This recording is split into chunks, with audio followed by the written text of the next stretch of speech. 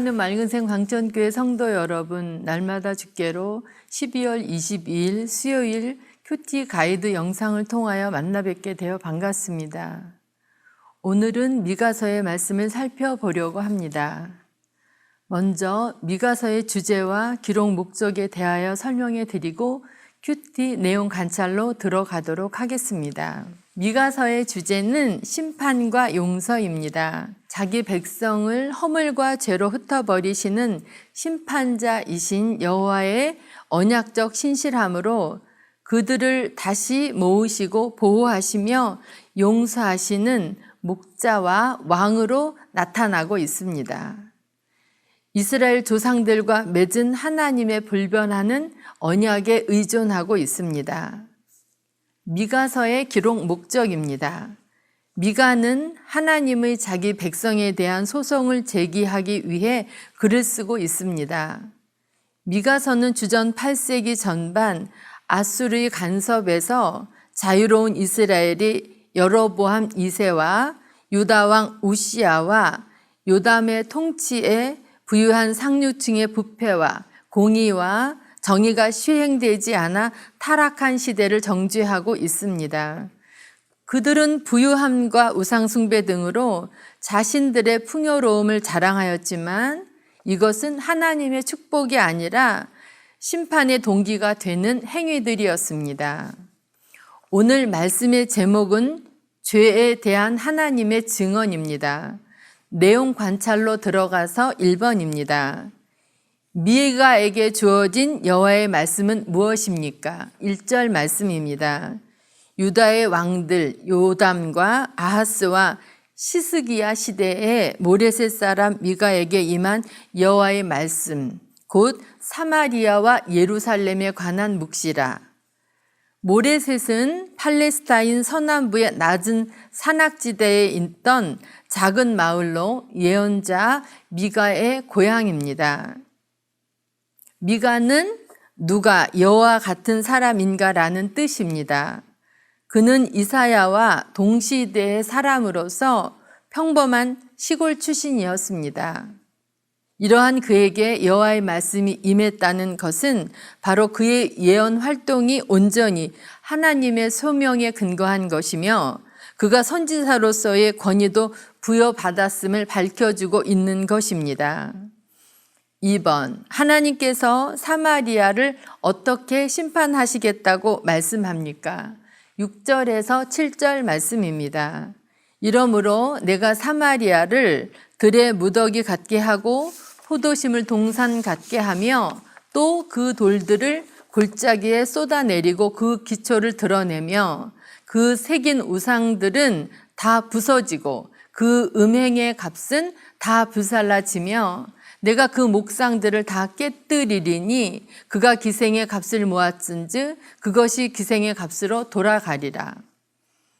우상숭배로 영적 행음의 죄를 범한 사마리아는 하나님의 임재로 완전히 파멸될 것입니다. 사마리아는 마치 농부가 밭을 경작할 때 나오는 돌들을 한쪽 구석에 모아놓은 돌무더기처럼 폐허가 될 것이며 들판에 돌이 쏟아져 있어서 아무짝에도 쓸모없는 장소로 변할 것입니다. 하나님의 심판으로 인해서 사마리아인들이 섬겼던 목상들을 비롯한 모든 우상들은 회파를 당할 것이며 그들이 드렸던 제물이든 우상이 준 제물이든 모두 파괴당하게 될 것이라고 하는 것입니다. 3번, 미가의 애통함은 무엇 때문입니까? 8절에서 9절 말씀입니다. 이러므로 내가 애통하며 애곡하고 벌거벗은 몸으로 행하며 들깨같이 애곡하고 타조같이 애통하리니 이는 그 상처는 고칠 수 없고 그것이 유다까지도 이르고 내 백성의 성문 곧 예루살렘에도 미쳤음이라.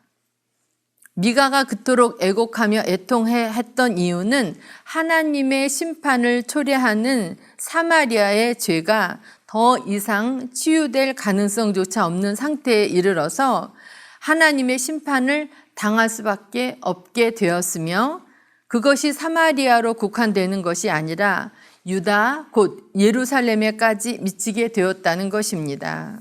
연구와 묵상입니다. 4번 하나님께서 그분의 성전에서 증언하시겠다고 하는 것에 의미하는 바를 살펴보고 북이스라엘과 남유다의 심판을 불러온 죄의 근원은 무엇에게 기인하고 있는지 묵상해 봅시다.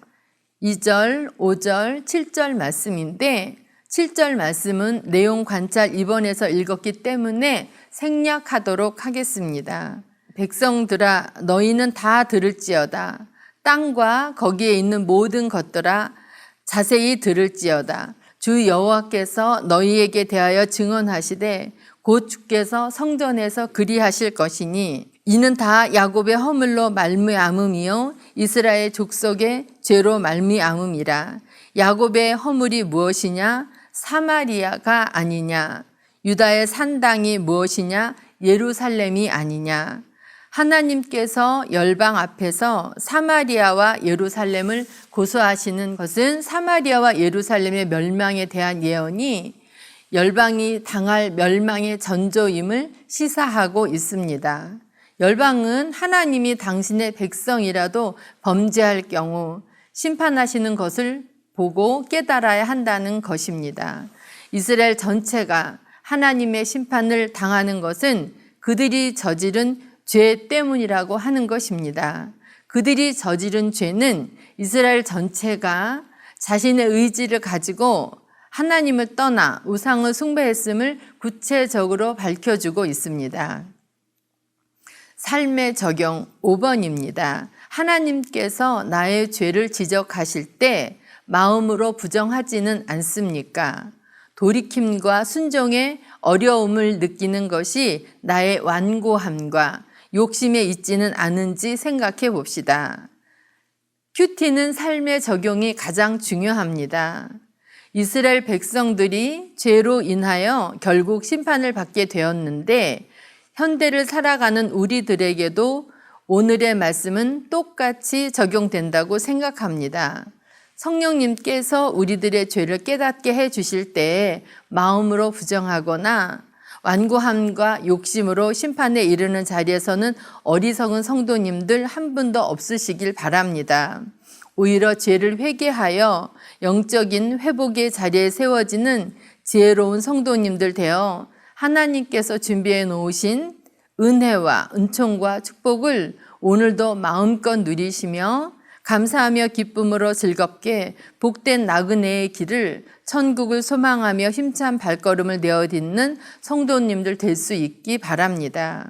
기도하겠습니다. 사랑하는 하나님 아버지, 사마리아와 예루살렘에 살고 있던 하나님의 백성들이 우상의 죄를 지음으로 무서운 심판의 자리에 서게 되는 모습을 오늘의 말씀을 통하여 살펴보았습니다.